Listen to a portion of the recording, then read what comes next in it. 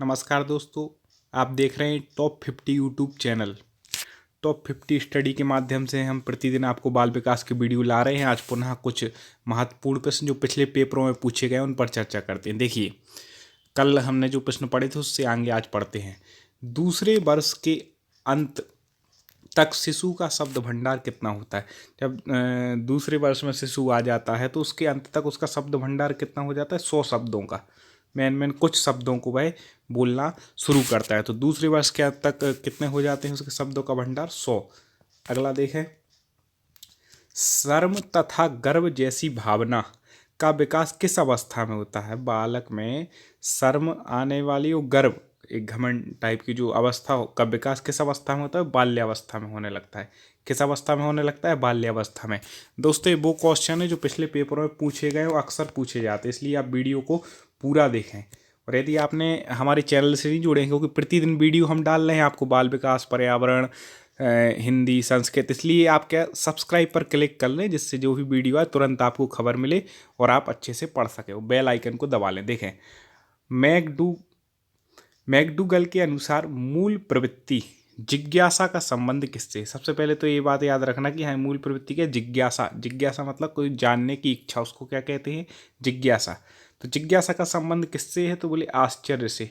जब अपन को आश्चर्य होता ना कि अरे ऐसा कैसे हो गया, तब क्या होती? जिज्ञासा होती है। तो मैकडोलर के अनुसार मूल प्रवृत्ति जिज्ञासा का संबंध कौन से संवेग से है? ये क्या है? कौन से संवेग से है? आश्चर्य से।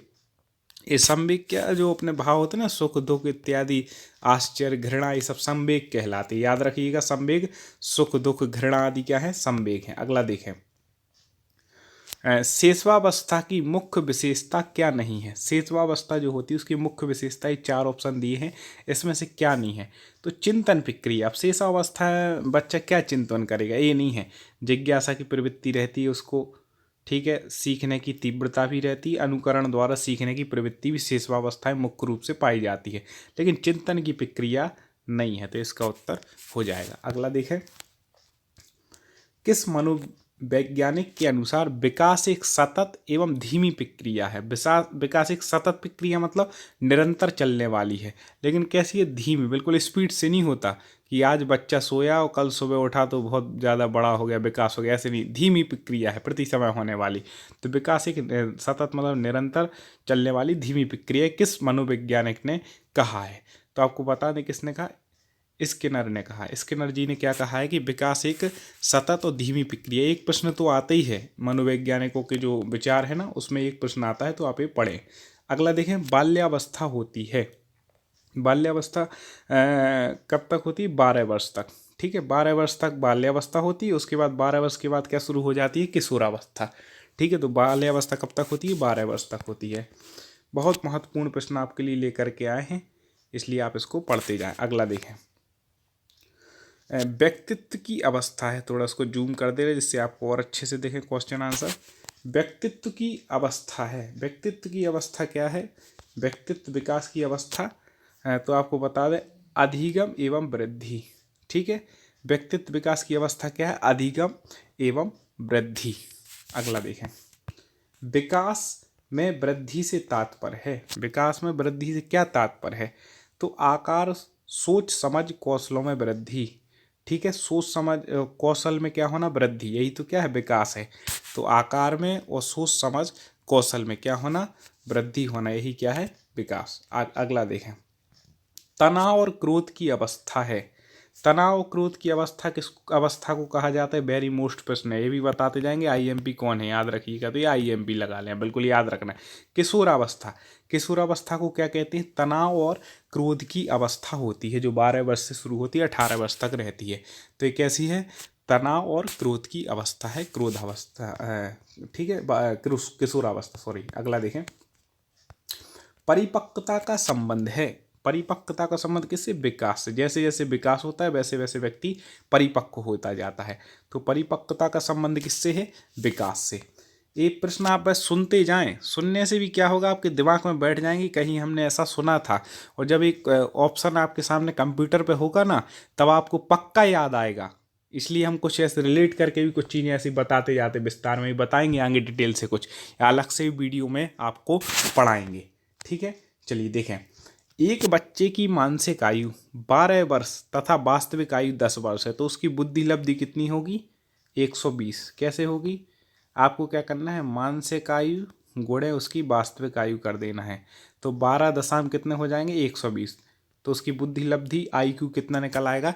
120। याद रखिएगा, मानसिक आयु गुणे वास्तविक आयु, ये शॉर्ट है, ठीक है। तो 120 इस प्रकार से उसकी बुद्धि लब्धि IQ हो जाएगा। अगला देखें, शारीरिक विकास का क्षेत्र है। शारीरिक विकास का क्षेत्र क्या है? स्नायु मंडल।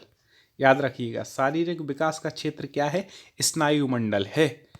अगला देखें, शरीर के आकार में वृद्धि होती है, क्योंकि शरीर के आकार में वृद्धि क्यों होती है? क्योंकि शारीरिक और गत्यात्मक विकास के कारण। शरीर का जब विकास होता है तब गत्यात्मक, गति से क्या होता जाता है?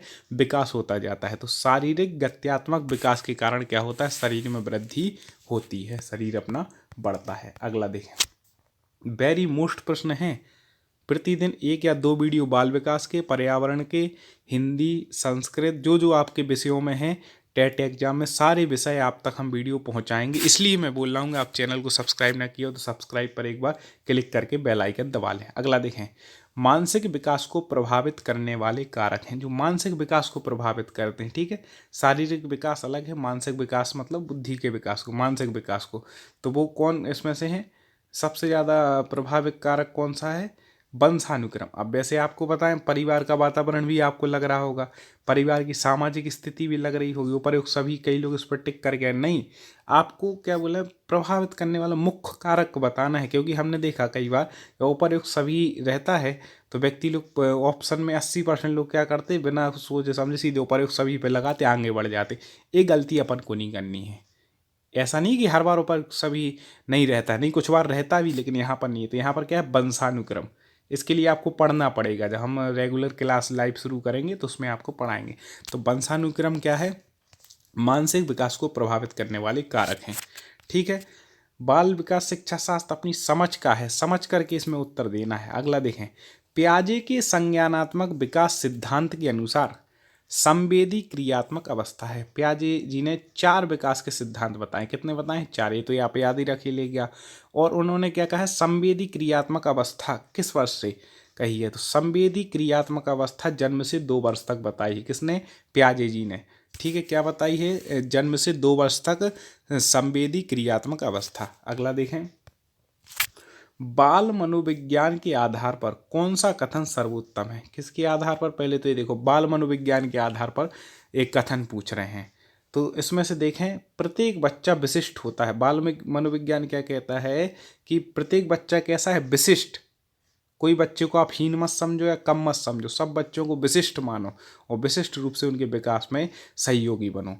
तो ठीक है, तो प्रत्येक बच्चा क्या होता है? विशिष्ट होता है। क्या कहता है? बाल मनोविज्ञान कहता है, ठीक है। एक बात याद रखिएगा। अगला देखें, बच्चों का मूल्यांकन होना चाहिए। बच्चों का मूल्यांकन कैसे? बोर्ड द्वारा। कोई सही विधि नहीं, ठीक है। सतत एवं व्यापक, बिल्कुल सतत मतलब निरंतर होते रहना चाहिए बच्चे का मूल्यांकन। ऐसा नहीं बस साल में एक बार पेपर ले लिया, नहीं, सतत होना चाहिए। उसमें क्या विकास हो रहा है हर क्षेत्र में, और व्यापक होना चाहिए। तो बच्चों का मूल्यांकन कैसा होना चाहिए? सतत और व्यापक।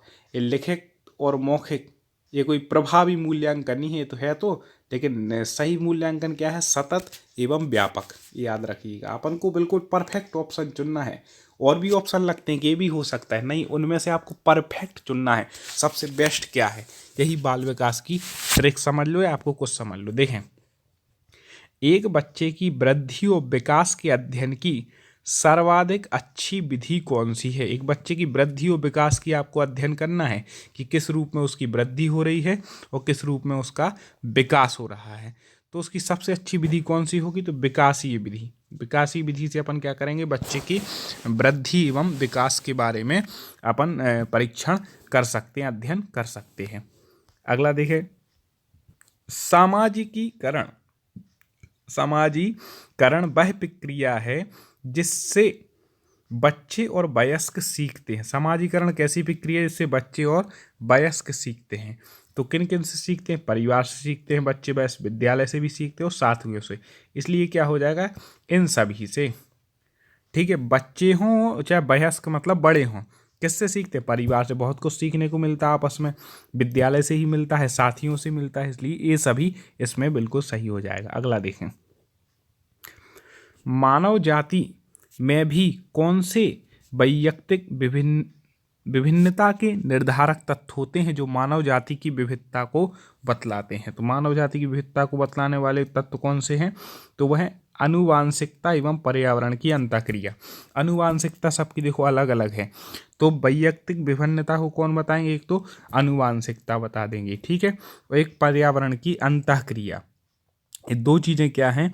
वैयक्तिक भिन्नता को बताते हैं, निर्धारित करते हैं मानव जाति की। अगला देखें, वाइगोत्स्की के बाल विकास के बारे में कहा है कि, देखें कुछ बाल विकास के बारे में जिन्होंने कहा है ना, जैसे स्किनर हो गए, पियाजे हो गए, वाइगोत्स्की सिद्धांत, ये सब कुछ आपको पढ़ना पड़ेगा, ठीक है।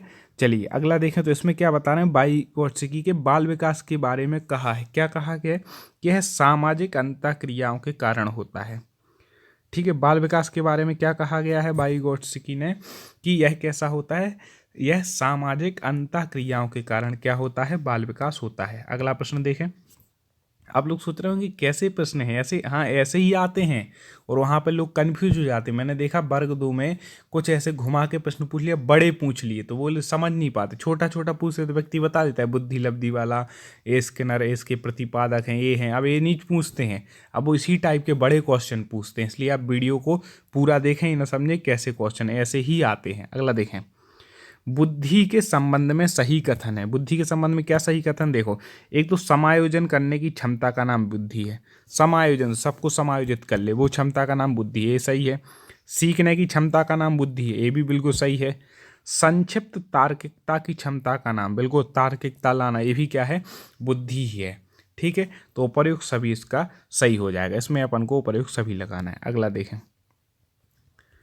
एक बच्चे की मानसिक आयु 5 वर्ष और वास्तविक आयु 4 वर्ष है, तो उस बच्चे की आयु की होगी। देखो अब यहाँ पे अलग पूछ रहे हैं, मानसिक आयु कितनी है? 5 वर्ष की, और वास्तविक आयु है 4 वर्ष की। तो इसमें अपन को भाग देकर गुणा करना है, टोटल आ जाएगा 125 वर्ष। इसके ऊपर अलग से हम एक वीडियो बनाने वाले हैं, इसलिए अभी समय को बचाते हुए अपन सीधा लगा लेते हैं, 125 वर्ष हो जाएगी, ठीक है। अगला देखें, मनोविज्ञान शिक्षा का आधारभूत विज्ञान है, किसने कहा? ये पूछा जा चुका है क्वेश्चन। मनोविज्ञान शिक्षा का आधारभूत विज्ञान है, किसने कहा? स्किनर जी ने कहा। किसने कहा? स्किनर ने। अगला देखें, आधुनिक मनोविज्ञान का अर्थ है। आधुनिक मनोविज्ञान मतलब व्यवहार का अध्ययन करना, ये क्या है? आधुनिक मनोविज्ञान का अर्थ है। अगला देखें, हिंदी अक्षरों को बालक किस आयु में पहचानने लगता है? जो हिंदी के अक्षर हैं तो कौन से आयु में बच्चा पहचानने लगता है? तो 5 वर्ष की आयु में। 5 वर्ष की आयु में बच्चा क्या होता है कि हिंदी अक्षरों को पहचानने लगता है, थोड़ी जानकारी रखने लगता है। आपने देखा होगा पहले के समय में 5 वर्ष के बाद ही बच्चों को स्कूल भेजते थे, एज के बाद, जिससे उनका थोड़ा बौद्धिक विकास हो जाए, वो शब्दों को पहचानने लगें। लेकिन आजकल समय बदला है, अब 2-2.5 वर्ष में ही बच्चे जाने लगे। चलिए आगे देखें, बुद्धि लब्धि मापन के जन्मदाता, ये बिल्कुल याद रख लेना, बुद्धि लब्धि मापन के जन्मदाता। ये दोबारा क्यों लाए? क्योंकि जरूरी है। कौन है? टर्मेन, ठीक है। बुद्धि लब्धि मापन के जन्मदाता कौन है? टर्मेन जी है। अगला देखें, शिक्षा मनोविज्ञान की उत्पत्ति का वर्ष माना जाता है 1900। 1-2 क्वेश्चन रिपीट हो रहे हैं शायद, तो आप उसको ध्यान ना दीजिए, आगे और आते रहेंगे नए नए क्वेश्चन। अगला देखें, पियाजे की औपचारिक संक्रियात्मक अवस्था बालक की किस आयु अवधि तक मानी जाती है? तो पियाजे जी ने जो औपचारिक संक्रियात्मक अवस्था बताई किस आयु तक मानी जाती है? तो आपको बता दें 11 से 15 वर्ष तक मानी जाती है। अगला देखें, जड़ बुद्धि वाले बालक का आयु या बुद्धि लब्धि कितनी है? 71 से कम, इसको कहते हैं जड़ बुद्धि या मूर्ख, ठीक है। 71 से कम जिसकी बुद्धि लब्धि IQ होता है। गर्भ में बालक को विकसित होने में कितने दिन लगते हैं? 280 दिन लगते हैं, ठीक है। अगला देखें, नवजात शिशु का भार कितना होता है? 7 पाउंड, बिल्कुल याद रख लीजिए। नवजात शिशु का भार कितना होता है? 7 पाउंड, ठीक है। बुद्धि के बहुकारक सिद्धांत के प्रतिपादक बेरी IMP, ठीक है। बुद्धि के बहुकारक सिद्धांत के प्रतिपादक कौन है? थार्नडाइक। ठीक है, बहुकारक सिद्धांत याद रख लीजिएगा।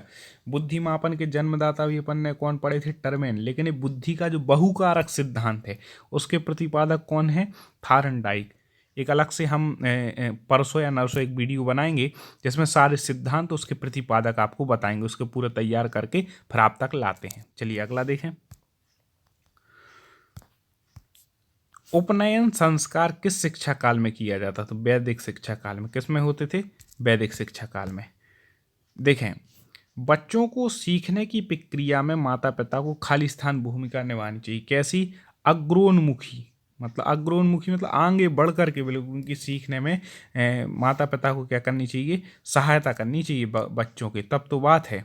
ठीक है, इस प्रकार से आज अपन ने कुछ विशेष महत्वपूर्ण प्रश्नों पर चर्चा की है। पुनः हम फिर एक वीडियो आपके लिए लेकर के आएंगे। तब तक आपको एक प्रश्न दे रहे हैं जिसका उत्तर आपको बतलाना है। 4 ऑप्शन भी देते हैं। वह कौन सा स्थान है जहां बच्चे की संज्ञानात्मक विकास को सबसे बेहतर तरीके से परिभाषित किया जा सकता है? वह कौन सा स्थान है जहां बच्चे के संज्ञानात्मक विकास को सबसे बेहतर तरीके से परिभाषित किया जाता है? 4 ऑप्शन है। खेल का मैदान, विद्यालय एवं कक्षा पर्यावरण, सभा सागर या फिर घर। 4 में से आपको स्थान बतलाना है। इसका उत्तर आप कमेंट में दे सकते हैं। वीडियो अच्छा लगा हो तो लाइक कर दें और इसकी लिंक लोगों तक पहुंचाएं जिससे ज़्यादा से ज़्यादा लोग जुड़ करके एक साथ अपन लोग पढ़ाई करें। पुनः एक वीडियो लेकर के आप तक आएंगे। सब्सक्राइब कर लें, लाइक करें। जय हिंद साथियों सभी। और आप लोग बिल्कुल निश्चिंत होकर पढ़ें। आपकी एग्ज़ाम के पहले हम आपकी पूरी तैयारी बाल विकास की करा देंगे, बाकी सब्जेक्ट की, इसलिए अच्छे से पढ़ते रहें। जय हिंद।